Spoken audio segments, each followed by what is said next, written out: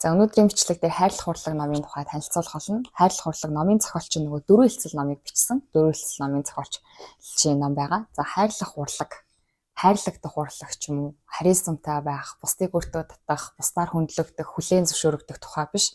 Эсвэргээрээ бусдыг хэрхэн хайрлах вэ тухай ном байгаа. Нэг талаараа бодоод үзэх юм бол бусд хүмүүсээр хайрлагдахаас илүүгээр бусд хүнийг хайрлах нэг талаараа амархан шүү дээ. Зөвхөн надаас хамаарж байгаа учраас хайрлах уу хайрлахгүй юу гэдгийг би шийтгэхэд болно. Харин эсвэргээрээ бусд хүний хайрыг татах уулын хэцүү байтал энэ ном дээр болохоор бусд хүнээр хайрлагдах тухай биш, өөрөө бусд хүнийг хэрхэн хайрлах вэ тухай зааж байгаа. Яагаад вэ гэхээр бид нэр ер нь хүн болгон аз жаргалтай амьдрахыг хүсэж байгаа шүү дээ. Тэгсэн чинь ингэнэ. Аз жаргал гэдэг зөвхөн таны дотроос ундардаг бөгөөд хайраас ихтэй билээ. Зөвхөн таал өөрийгөө аз жаргалтай болгож чадна. Таны хайр аз жаргалыг бүтээдэг гэдгийг ухамсарлах хэрэгтэй. Тэгэхээр аз жаргалтай сайхан амьдрахын тулд бусд хүмүүсээр хайрлагдах биш, өөрөө бусдыг хайрлаж, өөрөө өөрийгөө хайрлаж, энэ дотор нь хүний дотор нь өөрөө хайрыг дүүрснээрээ аз жаргалтай амьдрах боломжтой ингэнэ. Тэгэхээр хайрлах урлаг гэхээр бусд хүмүүсээр хүлээн зөвшөөрөгдөх биш, харин эсвэргээрээ өөрийгөө хүлээн зөвшөөрөөд өөрийгөө хайрлаад бусд хүмүүсийг хайрласнараа аз жаргалт хүрэх тухай ном гэж ер нь бол ойлгосон. Ер нь баг л энэ дээр болохоор Мэргэн ухааны ном гэж бичсэн. Ер нь философийн ном гэж баг ойлгогдохоор юм байлээ. За номын ихэнх хэсэгт болохоор бид нэр өөрсдийгөө ч хүлээн зөвшөөрч өөрсдийгөө хайрлаж чаддгүй. За мөн бусд хүмүүсийг ч яг байгаагаар нь хүлээн зөвшөөрч хайрлаж чаддгүй шалтгаануудыг гаргадаг. За номын төгсгөл хэсэгт болохоор бид нэр яг өөрөө өөртөөгөө ч гэсэн зөв эерэг харилцаатай болж бусд хүмүүсийг ч гэсэн яг байгаагаар нь хүлээн зөвшөөрч хайрлахын тулд яах ёстой юм бэ тухай номын төгсгөл хэсэгт гардаг байгаа. За юуны түрүүнд бид нэр өөрийгөө болон бусдыг хүлээн зөвшөөрч хайрлаж чаддгүй гурван шалтгааныг дурддаг. За нэгдүгээр шалтгаан нь болохоор гэршүүлэх үйл явц гэж гардаг. Гэршүүлэх үйл явц. За гэршүүлэх үйл явц гэдэг нь юу вэ гэхээр бид нэр ихэс төрөхтэй болохоор өөрийгөө би хинбэ гэж мэдэхгүй, манай аав ээж хинбэ гэж мэдэхгүй, бас энэ дэлхийн ертөнцийн дээр нь яаж амьдрах ёстой юм, юу нь сайн, юу нь муу, юу нь сайхан, юу нь муухай гэдгийг мэдэхгүй төрж байгаа шүү дээ. Зүгээр цав цагаан цаас шиг төрж байгаа. За тэгээд ингээд хүүхэд яг нэг юу нь сайн, юу нь муухай вэ гэдгийг мэдэхгүйгээр төрөхөд гэршүүлэх гэдэг үйл явц нь юу вэ гэхээр ойр хавьхан хүмүүс энэ хүүхдэд юу нь сайн, юу нь муу, юу нь сайхан, юу нь муухай болохыг яг өөрсдийнхөө ойлголтоороо шууд зааж эхэлдэг. Хүүхдийг одоо ингээд уйлахаар нь яасан муухай уйлдیں۔ Ч юм уу тий. Хүүхэд өөрийнхөө эрх дураараа тоглонгууд ямар ч хэмээтэй тоглолтын дуугаа вэ, том үний урдаас ярьж болохгүй ч гэдэг юм нөгөө хүүхдэд ингээд баахан хэмжүүрүүдийг өгдөг. Гэхдээ тэр хэмжүүр нь болохоор нөгөө хүн зөвөр өөрийнхөө бодлоо. Тэр хүний хувьд муухай харагдаж байгаа болохоор муухай. Эсвэл тэр үний хувьд сайхан харагдаж байгаа учраас сайхан ч гэдэг юм уу. Тэгээд хүүхдэд ингээд янз бүрийн толгоор нь ингээд маш олон хэмжүүрүүдийг чихт юм байна л да. Энэ үйл явцыг болохоор гэршүүлэх үйл явц гэж хэлж байгаа. За энэ үйл явц болсны дараа хүүхэд яадаг вэ гэхээр хамгийн түрүүнд олж мэддэг зүйл нь би төгс биш гэдгийг олж мэддэг. За угаасаа дэлхий дээр байгаа хүн болгон өөр юм чинь. Нэг хүнийг төгс гэж үзэх юм бол бусд хүн тэгвэл бүгдээрээ төгс биш болно шүү дээ. Яагаад гэвэл хүн болгон өөр юм чинь. Тийм байтал хүн хүүхдэд нөгөө нэг энэ бол сайхан муухай гэсэн янз бүрийн ингээд толгоор нь хэмжүүрүүд чихчихээр хүүхэд нөгөө өөрийгөө одоо чимээ тоглохоор л бити тоглол гээл чимээ гаргахаар бити чимээ гаргаад чи яасан муухай ингэж янз бүрийн юм хийснээс нь болоод хүүхэд хамгийн түрүүнд олж мэдж байгаа зүйл нь би төгс гэсэн зүйлийг олж мэддэг. Гэдгийг олоод мэдхээр яадаг вэ гэхээр нөгөө хүлээн зөвшөөрөгдөх хэрэгцээ, бусдад хайрлагдах хэрэгцээ, бусдын анхаарлыг татах хэрэгцээний үүсдэг. Яагаад вэ гэхээр өөрийгөө төгс биш гэж итгэж байгаа шүү дээ тий. Тэг хүн чинь нөгөө нэг ямар нэгэн зүйлд итгэх юм бол тэр итгэлийг баталгаажуулах гал амьдрдаг амт шүү дээ тий. Тэгэнгүүт би төгс биш гэд итгэж байгаа учраас би төгс биш юм чинь бусдын анхаарлыг татах хэрэгтэй. Би төгс биш юм чинь бусд хүмүүс таалагдахын тулд ямар нэгэн зүйл заавал хийж өгөх хэрэгтэй. Би төгс биш юм чинь байгаагаараа байж болохгүй гэд. Ер нь тэгээд хүний нөгөө хамгийн суур хэрэгцээнэр чинь хүнд хүлээн зөвшөөрөгдөх хэрэгцээ, бусдын анхаарлыг татах хэрэгцээ, бусдад хайрлагдах хэрэгцээ гэдэг дээ шүү дээ тий. Тэгтэл энэ бүх хэрэгцээнүүдийн үүсэж байгаа хамгийн суур шалтгаан нь болохоор би төгс биш. Би хангалттай сайн биш гэсэн бодлоос болоод үүсэж байгаа. Тэгвэл энэ бодол юунаас болж үүсдэг вэ гэхээр саяны хэлсэн гэршүүлэх үйл явц буюу хүн чинь ийм байх ёстой, тийм байх ёстой гэсэн нөгөө жоохон хүүхдэд баахан хэмжүүрүүдийг толгоор унжигснээс болоод ийм байдал үүсэж байгаа. Тэгээд ийм байдал үүсээд эхлэхэд нөгөө хүүхд чинь өөрийгөө хайрлахаа болж эхэлнэ. Өөрийгөө шүүж эхэлнэ. Яг өөрөө зүгээр яг өөрийнхөө өгөгдлөөр те хүн болгоны зан чанар би хаа гэд бүгдээрээ бурхнаас заяасан өгөгдлүүд нь өөр штэ те. Тэнгүүд нөгөө хүүхд чинь өөрийнхөө өгөгдлөөр яг байхаараа аав ээжтэй ч юм ах эгчтэй одоо цэцэрлэгийн багштай ч юм уу те ингээд загнуустаасаа болоод нөгөө хүүхд чинь өөрөө байж чадхаа болчдөг. өөр байх нь төгс биш гэж үзэж байгаа учраас өөр янз бүрийн дүр эсгэж эхэлдэг. Тэгээд өөр байх юм бол гимшиж эхэлдэг. Яг тэгвэл өөр байхад нь загнаад шүүмжилчихсэн учраас өөр байхдаа гимшиж эхэлдэг. Тэгээд янз бүрийн дүр бүтээж эхэлдэг. За ингэснээр болохоор өөрийгөө хайрлаж чадхаа болчихж байгаа. Яг тэгвэл өөрийгөө төгс биш гэдээ итгэсэн учраас тий өөрийгөө төгс биш гэж итгэсэн учраас өөрийгөө хүлээн зөвшөөрч чадахгүй, өөрийгөө хайрлаж чадахгүй. Тэнгүүдээ бусд хүмүүст болохоор хүлээн зөвшөөрөхгүйд эхэлдэг. За тэгээд дээрэс нь гэршүүлэх үйл явц гэдэг зүйлээс болоод янз бүрийн хэмжүүрүүдээр толгойн дүүрсэн шүү дээ тий. Тэгээд янз бүрийн хэмжүүрүүдээр толгойн дүүрсэн учраас бусад хүнийг бас шүүж эхэлдэг. Ийм байх ёстой, тийм байх ёстой, нөгөө сонссон зүйлээрээ тий ийм байх ёстой, тийм байх ёстой, чи ийм биш вэ, тийм биш вэ гэж бусд хүмүүсийг шүүж эхэлдэг. Тэгээд өөрийгөө ч гэсэн шүүж эхэлдэг. Өөрөө байгаагаараа байхаараа өөрөө тэр байгаагаараа байгаадаа гимшиж өөрийгөө шүүдэг, бас өөрөө л бусдыг ч гэсэн шүүдэг. Тэгээд өөрийгөө шүүгээд эхлэхээр толгойн дотор нь юу үүсдэг вэ гэхээр байнга л ингээд өөрийгөө байгаагаараа байхаараа өөрийгөө шүүгээд байгаа учраас толгойн дотор нь хохирогч үүсдэг. Би хангалттай сайн биш. Би угаасаа л юм, би төрөлхийн л юм гэсэн толгойн дотор нь шүүхч үүсдэг, дээрэс нь хохирогч үүсдэг. Тэгээд дээрэс нь бусд хүнийг байнга шүүдэг.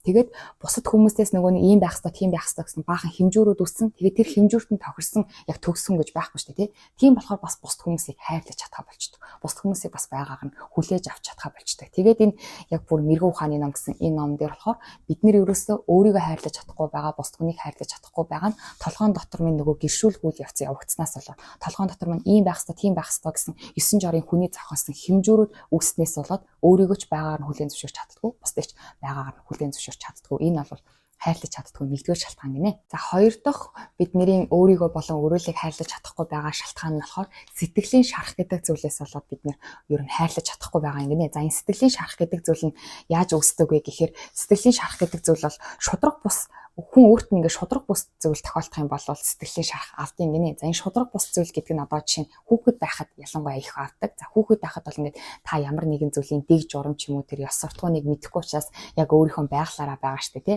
Баялмаар байгаа бол орилж дуулаад баярлаа. За дээрэс нь гуниглах юм бол шууд уйлах ч юм уу. Хүүхэд бол яг эрх дураараа байдаг штэ тий. За тэгэнгүүт хүүхэд яг өөрийнхөө дураараа байна. За дээрэс нь дуулах дуртай хүүхэд, бүжиглэх дуртай хүүхэд, хоол их дуртай хүүхэд гэх мэтлэг хүүхэд болгоны дуртай зүйл нь өөр штэ тий. Тэгэнгүүт тэр хүүхэд яг өөрийнхөө дуртай өгөгдлийнхөө дагуу байгаа гэдэг нь тэр хүүхэд өөрийнхөө хайрыг энэ хажуудаа байгаа хүмүүстэй ч юм уу байгаль орчинд өөрийнхөө хайраа илэрхийлж байгаа хэрэг юм гинэ. За жишээ нь одоо ингээд дуулах дуртай хүүхдээлээ гэхэд дуулаалах юм бол тэр нь ингээд аав ээжтэй ч юм уу ах эгчтэй өөрийнхөө хайрыг илэрхийлж байгаа хэрэг юм гинэ.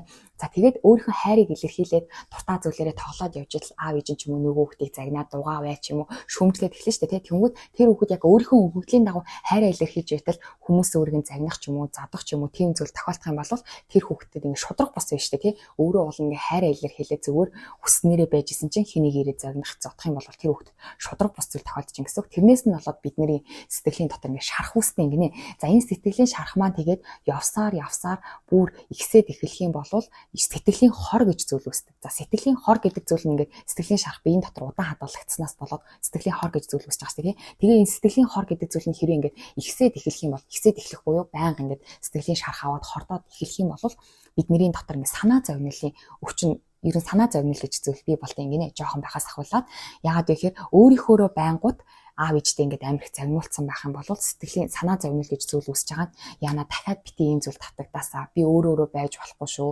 Дээрээс нь аав ээж маань намайг бити загнаасаа ч юм уу дахиад энэ зүйл бити тохиолдосоо гэж сэтгэлийн шарах авчих юм бол би дахиад сэтгэлийн шарах авахгүй байхын тулд яах ёстой вэ гэсэн санаа зовнил үүсдэг. За дээрээс нь энэ сэтгэлийн шарахаас болоод бүх зүйлийг өөртөө хамаатуулж боддог. За одоо чинь тэнд аав нэг муухай арах юм бол яна надаас болоод ууралчихсан болов гэл те. Тэгээд энэ нь сүулдэ томроод бид нар насанд хүрснээ дараа ч гэсэн хин нэгэн хүн уурлах ч юм уу хин нэгэн найз маань гомдолтой байх юм бол яна надаас олчихсан юм биш үстэй гэж бүх юмыг өөртөө наагаад идэг. За энэ нь болохоор багтаа авсан сэтгэлийн шарахаас болдог гинэ. За энэ сэтгэлийн шарах гэдэг зүйл нь удаан хугацаанд бие дотор хадгалагдах юм бол сэтгэлийн хор болно гэсэн шүү дээ тий. За сэтгэлийн хор болоод эхлэх юм бол энэ хороо хүн заавал гадагшлуулдаг гинэ. Гадагшлуулах бол хүн өөрөө төвчиж чаддаггүй. За тэгвэл энэ сэтгэлийн хор гэдэг зүйлийг яаж гадагшлуулах вэ гэхээр бусд хүнд сэтгэлийн хороо дамжуулснаар буюу бусд хүнийг адилхан шархлуулснараа өөрөө энэ хороо баг зэрэг гадагшлуулдаг.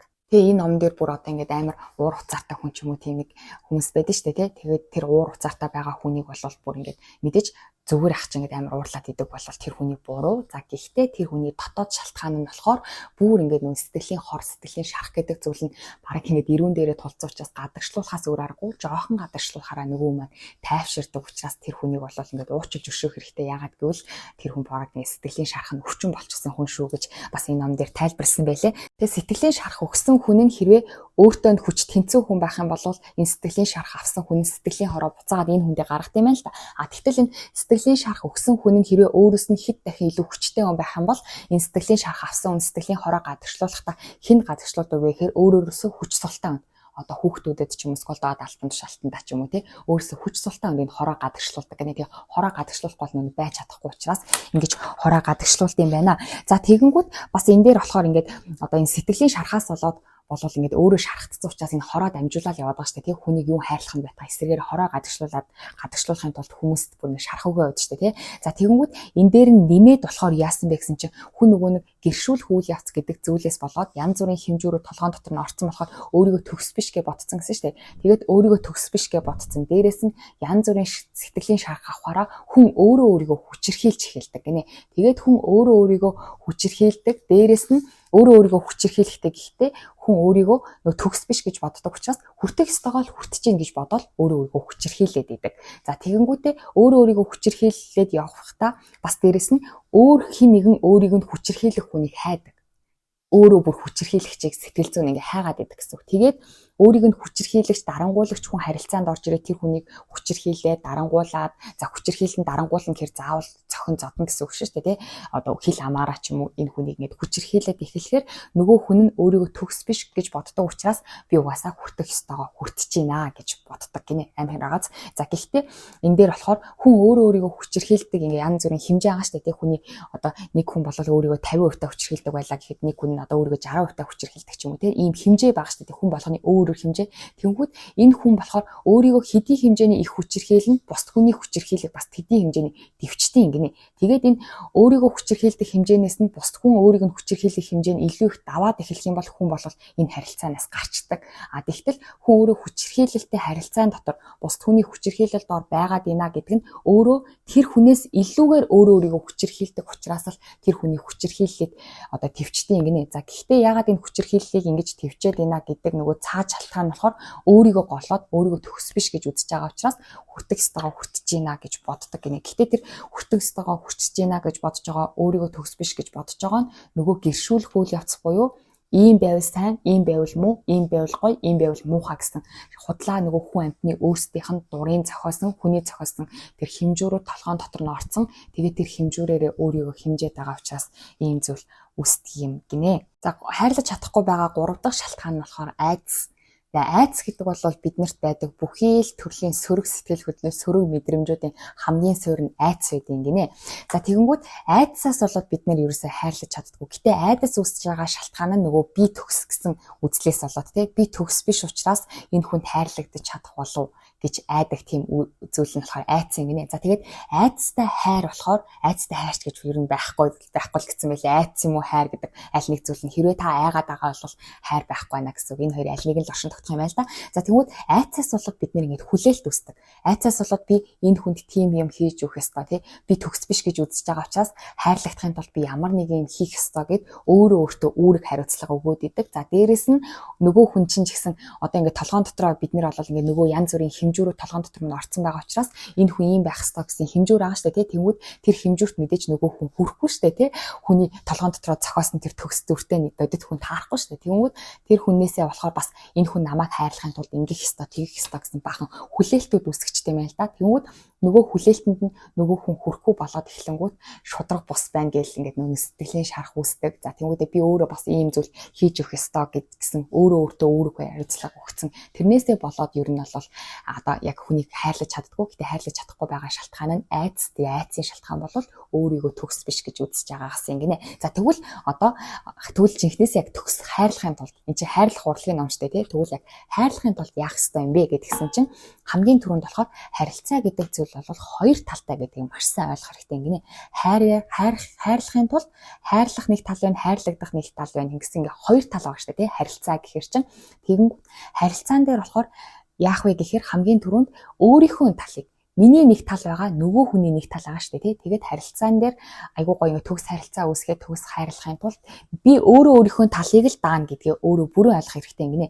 Би аз жаргалтай байх нь, би хүнийг хайрлах нь, би ямар байх нь миний үүрэг, миний хариуцлага, нөгөө хүний асуудал биш. Хэрвээ та аз жаргалгүй байвал нөгөө хүний асуудал биш, таны асуудал гэсэн үг. За эсвэргээрээ таны хайртай хүн чинь аз жаргалгүй байвал энэ таны хариуцлага биш гэсэн үг. Яг ингээд харилцаанд хоёр тал байгаа. Тэгээд энэ хоёр хүн бие бинийгээ хайрлах болон өөрсдөө аз жаргалтай байх нь өөрсдийнх нь үүрэг нь.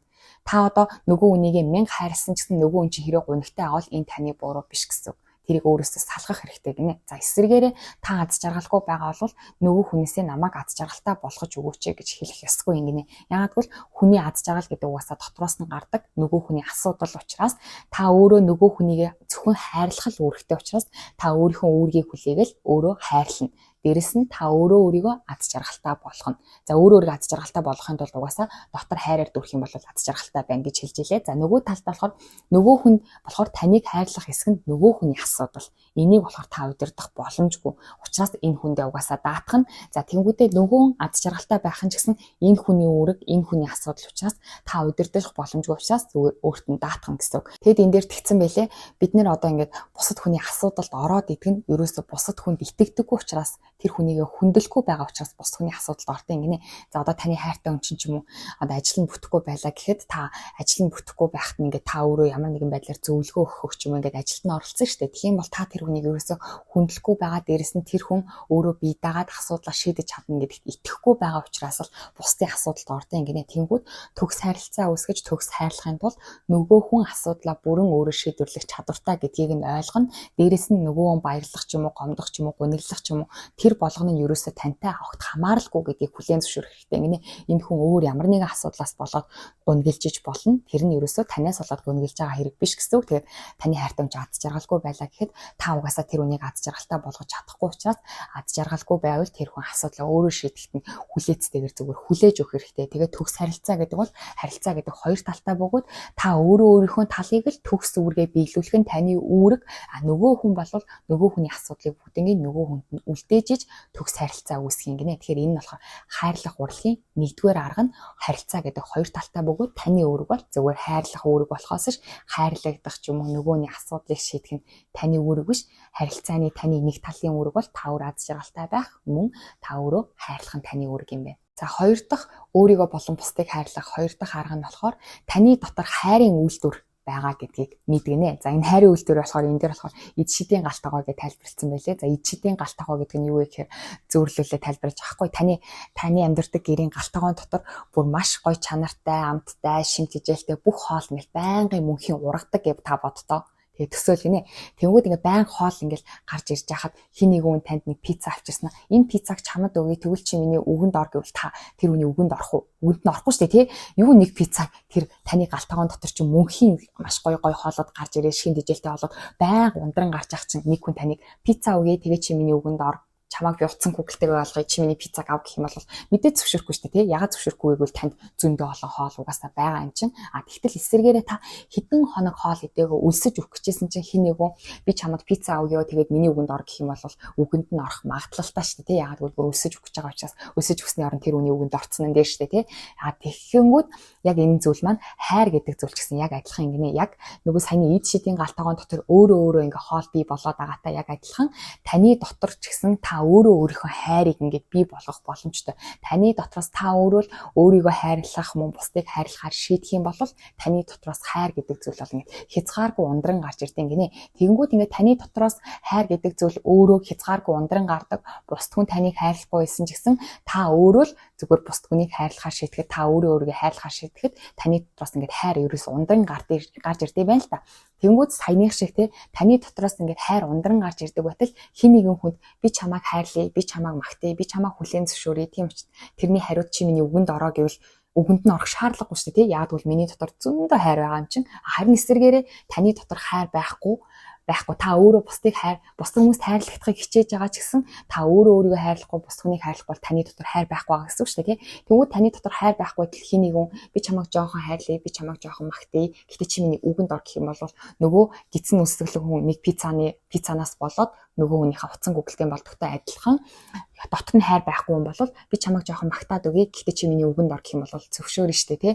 За үүнтэй адилхан энэ номон дээр болохоор таны дотор бол хайр бол ундран гарч ирж идэг. Тэгээд өөрөө та бусдыг хайрлахаар, өөрийгөө хайрлахаар шийдэх юм бол нөгөө хайр чинь зүгээр ингээд зогсолтгүйгээр ундран гарч ирнэ. Тэгснээрээ яах вэ гэхээр та жинхнээсээ эрх чөлөөтэй амьдрч чадна. Яагаад вэ гэхээр таны дотор хайр зөв дүүрэн байгаа учраас хин нэг хүн таныг магтах ч юм уу, хин нэг хүн таныг шүүмжлэх ч юм уу, хин нэг хүн таныг жоохон хайрлан, жоохон хайрлахгүй гэснээс нь болоод тэр хүний утсан хүгэлтэй болохгүй. За мөн таны дотроос хайр ундран гарч ирж байгаа учраас та бүгднийг ямар ч айцгүйгээр хайрлаж чадна. Ягаад айцгүйгээр хайрлаж чадна гэдэг нь юу гэсэн үг вэ гэхээр таны дотроос хайр ундран гарч ирж байгаа учраас та бүгднийг хайрлана. Гэтэ тэр хүмүүс таныг буцаагаад хайрлахгүй байсан ч гэсэн ямар ч асуудалгүй. Ягаад гэвэл тэр хүний хайраар дутхгүй таны дотор хайр ундран гарч ирж байгаа учраас тэгдэм гинэ. Тийм учраас хоёр дахь бусдыг хайрлахын тулд хоёр дахь санах ёстой зүйл нь хайр гэдэг зүйл чинь таны дотроос өөрөө ундран гардаг шүү. Та өөрийгөө хайрлахаар шийдэх, бусдыг хайрлахаар шийдэх энэ номыг байсан ч хамаагүй те хайрлахаар шийдэх юм бол хайр ундран гарч ирдэг. Тийм учраас таны дотроос л ундран гарч ирдэг гэдгийг хэрвээ мэдээд хүлээн зөвшөөрчих юм бол бусд хүний утсан хүгэлтэй болох шаардлагагүй. За дээрэс нь бусд хүнийг хайрлахдаа ч гэсэн ямар ч айцгүй болно гинэ. За өөрийгөө болон өрөөл бусдыг хайрлах гурав дахь арга нь болохоор таны дотор буй бурхан гинэ. Ер нь ингээ хүн болгоны дотор ингээ бурханы сүнс байгаа мэн л да. Тэгэнгүүт яах вэ гэдгсэн чинь энэ дээр болохоор ингээ яг ингээ өөрийгөө байгаагаар нь хүлээн зөвшөөрөөд өөрийгөө одоо ямар нэгэн өөлж гоочлохгүй те өөрийгөө яг байгаагаар нь хүлээн зөвшөөрөөд өөрийгөө хайрлах юм бол одоо хүн айгуу гоё чөлөөлөгдөх юм байна л да. Тэгэхгүй бол нөгөө нэг одоо аавтайгаа ингэж харьцах хэрэгтэй, ээжтэйгээ ингэж харьцах хэрэгтэй, багштайгаа ингэж харьцах хэрэгтэй гэж янз бүрийн дүрт хуйраал тэр дөрүүдтэй ороод яваад тахаар ер нь бол хүн амар их ядардаг. Тэгээд ер нь аюу хэцүү болох юм байна л да. Тэгэнгүүт таны дотор буй бурхан гэхээр ер нь хүн болго ингээд өөр өөртөө аюу гой гайхалтайгаар ингээд бүтээгдчих гэсэн учраас яг өөрийнхөө өгөгдлийн дагуу өөрөө байглаараа байгаад олон дүр хувирахгүй байснараа жинхнэрээ өөрийгөө хайрлаж сурдаг. Тэгэнгүүт хүн гэдэг амьтан нөгөө нэг одоо аавынхаа өмнөг өөр байгаа, ээжийнхаа өмнөг өөр байгаа, багшийнхаа өмнөг өөр байгаад хэлэх юм бол би хинбэ гэсэн асуулт үүсээд тэгээд ер нь бол ингээд дотоод зөрчил үүсээд аюу хэцүү байдалд орд юм байна. Тэгэнгүүт яг аавынхаа ч өмнө адилхан, багшийнхаа өмнө адилхан, ээжийнхаа өмнө адилхан, дүүгийнхаа өмнө гэсэн яг адилхан байгаа. Тэгэхээр би гэдэг хүн чинь ийм хүн штэ гэдэг өөрийнхөө хөгдлийг хүлээн зөвшөөрөөд дотроо өөртөө зөвшөөрөлтөхгүйгээр өөрийгөө хайрлаж сурах юм байна. За дээрэс нь бусд хүнийг ч гэсэн яг байгаагаар нь өөрийнхөө хөгдлийн дагуу, өөрийнхөө хувь зайны дагуу, өөрийнхөө амьдарч байгаа, өөрийнхөө сонголтын дагуу ингэж амьдарч байна гэж ер нь өвөө нэгэ ч гэсэн байгаагаар нь хүлээн зөвшөөрөх юм бол бас хайрлаж их сурдгийн гинэ. Яагаад гэхээр угаасаа бусд хүнийг өөрчлөх боломжгүй учраас нэг бол хайрлна, нэг бол хайрлахгүй. Хэрвээ хайрлахгүй байх юм бол шүүмжлэх, мөмжлөх биш өөрийнхөө амьдралаас явуулна гэсэн үг тий. Тэгээд өөрийгөө болохоор олон хүний дүрт хувирж ингэж жүжиглэж явахгүйгээр яг байгаагаараа байх юм бол өөрийгөө би хинбэгээ мэдээд ад жаргалтай амьдрын гинэ. Тэгэхээр хайрлаж сурах гурав дахь арга нь болохоор яг байгаагаар нь өөрийгөө болон өрөөл бусдыг байгаагаар нь хүлээн зөвшөөрөх гэсэн байна. За өнөөдрийн бичлэг дээр тэгээд хайрлах урлаг гэсэн энэ мэрэгэн ухааны гоё номыг танилцууллаа. Тэгээд дараагийн бичлэгээр уулзъя баяр таа.